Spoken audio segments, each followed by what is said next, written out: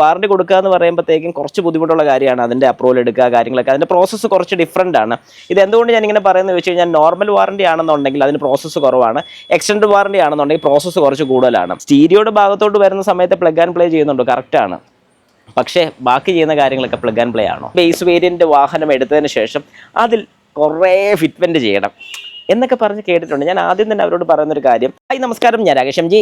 ഇന്നിപ്പോൾ ഞാൻ പറയാൻ വന്നിരിക്കുന്ന ഒരു കാര്യം എന്ന് പറഞ്ഞാൽ, പലരുടെയും മനസ്സിലുള്ളൊരു വലിയ സംശയമാണ് 360 ഡിഗ്രി ക്യാമറ ഫിറ്റ് ചെയ്ത് കഴിഞ്ഞാൽ നമ്മുടെ വാഹനത്തിൻ്റെ വാറണ്ടി നഷ്ടപ്പെടുമോ എന്നുള്ളത്. അതൊരു ചെറിയ കാര്യമൊന്നുമല്ല. ഉറപ്പായിട്ടും വാറണ്ടി നഷ്ടപ്പെടുമെന്ന് ഞാൻ പറഞ്ഞാൽ പലരും പറയുന്നുണ്ട് വാറണ്ടി നഷ്ടപ്പെടത്തില്ലെന്നുള്ളത്. ഇതിലിപ്പോൾ ഏതാണ് ശരി? ഇവൻ ചുമ്മാ ഇരുന്ന് പറയുന്നതാണോ? കൃത്യമായിട്ടുള്ള കാര്യം ഞാൻ നിങ്ങൾക്ക് പറഞ്ഞു തരാം. എല്ലാവർക്കും MG at Explore എന്ന് പറഞ്ഞ ചാനലിലേക്ക് സ്വാഗതം. ഈ ഒരു പോയിന്റ് ശരിക്കും ഭയങ്കര പ്രശ്നക്കാരനാണ്. അതായത് വാറണ്ടി കിട്ടുമോ എന്നുള്ളത്. കമ്പനീസ് പൊതുവെ വാറണ്ടി കളയാൻ നോക്കാറുണ്ട്. അതായത് എങ്ങനെ വാറണ്ടി കൊടുക്കാതിരിക്കാൻ പറ്റും? കാരണം വാറണ്ടി കൊടുക്കുക എന്ന് പറയുമ്പോഴത്തേക്കും കുറച്ച് ബുദ്ധിമുട്ടുള്ള കാര്യമാണ്. അതിൻ്റെ അപ്രൂവൽ എടുക്കുക, കാര്യങ്ങളൊക്കെ അതിൻ്റെ പ്രോസസ്സ് കുറച്ച് ഡിഫറൻ്റ് ആണ്. ഇത് എന്തുകൊണ്ട് ഞാനിങ്ങനെ പറയുന്നത് വെച്ച് കഴിഞ്ഞാൽ, നോർമൽ വാറണ്ടി ആണെന്നുണ്ടെങ്കിൽ അതിന് പ്രോസസ്സ് കുറവാണ്. എക്സ്റ്റൻഡ് വാറണ്ടി ആണെന്നുണ്ടെങ്കിൽ പ്രോസസ്സ് കുറച്ച് കൂടുതലാണ്. ഞാൻ ഉൾപ്പെടെ ഈ ഒരു മേഖലയിൽ വർക്ക് ചെയ്തിട്ടുള്ളതുകൊണ്ടും സർവീസ് അഡ്വൈസർ ആയതുകൊണ്ട് നമുക്കറിയാം വാറണ്ടിയുടെ കൺസേൺ എന്തൊക്കെയാണ്, വാറണ്ടിക്ക് വേണ്ടി എന്തൊക്കെ കാര്യങ്ങൾ കൊടുക്കണം. അവർ പറയുന്ന ഓരോ കാര്യങ്ങളുടെ ഡീറ്റെയിൽസ് എടുത്ത് കൊടുക്കുക എന്ന് പറഞ്ഞാൽ എളുപ്പമുള്ള കാര്യമല്ല, കുറച്ച് ബുദ്ധിമുട്ടാണ്. പല കാര്യങ്ങളും പെൻഡിങ് ഇട്ട് വേണം ഇത് ചെയ്ത് കൊടുക്കേണ്ടി വരുന്നത്. അപ്പോൾ അങ്ങനെ ചെയ്യുന്ന സമയത്ത് വാറണ്ടി കളയാൻ എളുപ്പമാണോ?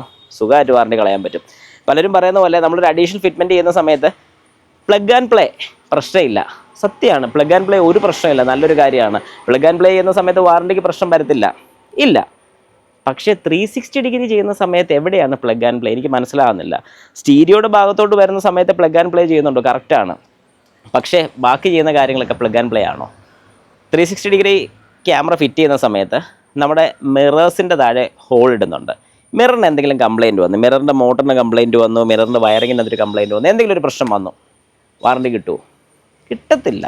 കാരണം നമ്മുടെ മിറർ രണ്ടും, റൈറ്റ് സൈഡിലെ മിറർ ആവട്ടെ, ലെഫ്റ്റ് സൈഡിലെ മിറർ ആവട്ടെ, സെൻറ്ററിലെ ബമ്പർ, അതായത് ഫ്രണ്ട് ബമ്പറിൻ്റെ അവിടെ ഹോൾ ഇട്ടിട്ടാണ് ക്യാമറ കൊണ്ടുപോകുന്നത്.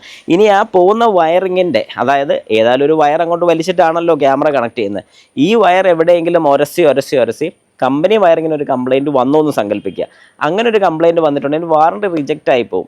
പിന്നെ ഒരു വാഹനത്തിന് ഇല്ലാത്ത പാർട്സ് നമ്മൾ ഫിറ്റ് ചെയ്യുന്നതിനെയാണ് അഡീഷണൽ ഫിറ്റ്മെൻറ്റ് എന്ന് പറയുന്നത്.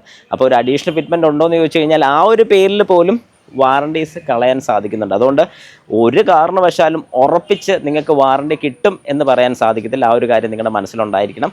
അതുകൊണ്ട് ഏതെങ്കിലും രീതിക്ക് 360 ഡിഗ്രി ക്യാമറ മാത്രമല്ല ഞാൻ ഉദ്ദേശിച്ചത്, അഡീഷണലായിട്ട് ഏതൊരു പ്രോഡക്റ്റ് നമ്മൾ ഫിറ്റ് ചെയ്യാനുള്ള നമ്മൾ ശ്രദ്ധിക്കേണ്ട ഒരു കാര്യം, വാറണ്ടിക്ക് പ്രശ്നങ്ങൾ വരാനുള്ള സാധ്യതയുണ്ട്. പിന്നെ ചില കാര്യങ്ങളൊക്കെ നമുക്ക് വേണമെങ്കിൽ പെട്ടെന്ന് ഊരി മാറ്റാൻ പറ്റും. ഇപ്പം ഡാഷ് ക്യാമറ ഊരി മാറ്റി നമുക്ക് വേണമെങ്കിൽ കാണിക്കാം. 360 ഡിഗ്രി ഒന്നും ഊരി മാറ്റി കാണിക്കാൻ പറ്റില്ല. കാരണം ഈ പറയുന്ന മിറേഴ്സിൻ്റെ താഴെ വരുന്ന ഹോള് അത് ഫിക്സഡ് ആണ്, അതൊന്നും മാറ്റാൻ പറ്റത്തില്ല. കാരണം വേറെ മിറർ മാറ്റി നമ്മളവിടെ ഫിറ്റ് ചെയ്യേണ്ടി വരും. അതുകൊണ്ട് ഇനിയെങ്കിലും നിങ്ങൾ മനസ്സിലാക്കുക, ചില കാര്യങ്ങൾ നിങ്ങളുടെ സ്വന്തം റിസ്ക്കിലാണ് നിങ്ങൾ ഫിറ്റ് ചെയ്യുന്നത്. എന്നാൽ എല്ലാ കാര്യങ്ങളും അതുപോലെയല്ല.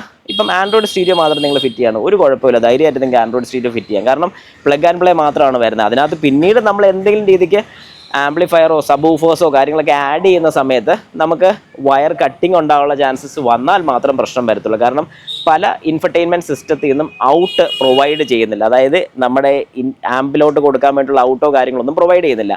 അങ്ങനെ ഔട്ട് വരാതെ വരുന്ന സമയത്ത് നമ്മൾ എന്താ ചെയ്യുന്നത്? ഹൈ, അതായത് സ്പീക്കറിലോട്ട് പോകുന്ന ഹൈ ഓഡിയോയിൽ നിന്നും ലോ ആക്കാൻ വേണ്ടി high to low converters use ചെയ്താണ് നമ്മൾ ആംപ്ലിഫയേഴ്സിലോട്ട് കണക്ട് ചെയ്യുന്നത്. പക്ഷേ ഇങ്ങനെ കണക്ട് ചെയ്യുന്ന സമയത്ത് എന്താണ് സംഭവിക്കുന്നത്?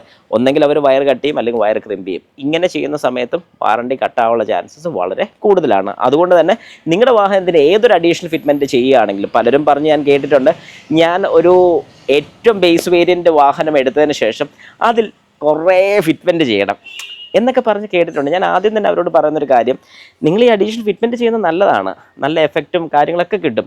പക്ഷെ നാളെ ഒരു സമയത്ത് എന്തെങ്കിലും ഒരു കംപ്ലയിൻറ്റ് വന്ന് വാറണ്ടിക്ക് ചോദിക്കുമ്പോഴത്തേക്കും വാഹനം ഫുൾ അഡീഷണൽ ഫിറ്റ്മെൻറ്റാണ്, കമ്പനി ഒരിക്കലും നിങ്ങൾക്കൊരു വാറണ്ടി തരത്തില്ല. ഇപ്പോൾ എന്തെങ്കിലും ഒരു വയറിങ് കംപ്ലയിൻറ്റ് വന്നു, കമ്പനിയിൽ നിന്ന് തന്നെ ഉണ്ടായിരിക്കുന്ന അല്ലെങ്കിൽ മാനുഫാക്ചറിങ് ഡിഫക്റ്റ് ആണെന്ന് തന്നെ വെച്ചോളൂ, കിട്ടത്തില്ല, റിജക്റ്റ് ആയിപ്പോവും. കാരണം ഈ ഒരു അഡീഷണൽ ഫിറ്റ്മെൻറ്റിൻ്റെ ഫോട്ടോസ് എടുത്ത് സിസ്റ്റത്തിൽ ആഡ് ചെയ്ത് കഴിഞ്ഞാൽ ഏത് വാഹനമാണ് നിങ്ങൾ യൂസ് ചെയ്യുന്നത്, ഇപ്പോൾ ടൊയോട്ടയുടെ വാഹനമാകട്ടെ, ഹുണ്ടായുടെ വാഹനമാകട്ടെ, മാരുതിയുടെ വാഹനമാകട്ടെ, ടാറ്റയുടെ വാഹനമാകട്ടെ, ഏതാണെങ്കിലും അവർ വാറണ്ടി റിജക്റ്റ് ചെയ്ത് കളയത്തുള്ളൂ. അല്ലാതെ നിങ്ങൾ നല്ലൊരു കസ്റ്റമർ ആണെന്നോ, നിങ്ങൾ ഒത്തിരി നാളായിട്ട് ഈ ഒരു വാഹനം യൂസ് ചെയ്യുന്നൊന്നും അവർ നോക്കത്തില്ല.